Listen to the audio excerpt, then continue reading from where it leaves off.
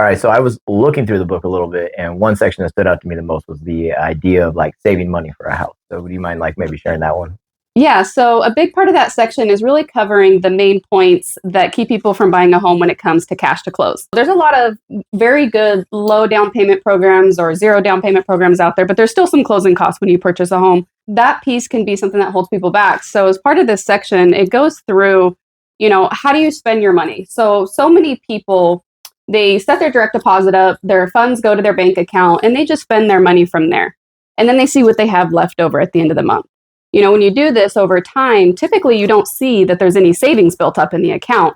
It's not necessarily that their spending habits are poor, it's that they're just not really paying attention. So if you're not being intentional and setting up a plan, it's really difficult to save money. That section is really designed to help you make a plan and stick to it, and you're going to have some savings built up just if you follow that plan. Well, that's perfect. I mean, well, for me, looking at like that idea going off to it, I mean, I think people have to be honest with where they're spending their money. Mhm. They don't know Not they're paying actually attention. spending 350 on gas when it's only 225, or the other way around. They think they're Right. spending 200 when it is 350. Right. How many coffee trips or how many extra things they purchase they don't normally know. So yeah, Exactly. honesty and intentionality. I like Yep. that. And part of that, so when you're reviewing your bank statement, so a lot of people, they don't know. They're not sure how much they spend on gas each month or how much they spend on groceries each month. So going through your bank statement, highlighting those specific categories and being like, okay, I spend $400 a month in gas and 300 in groceries, and some of those things we need. So we want those built into the budget.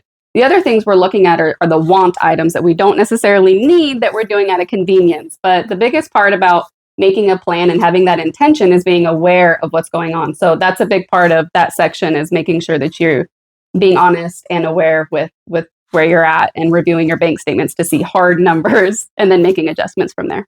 Yeah, that's great. I think everybody can really learn from that chapter.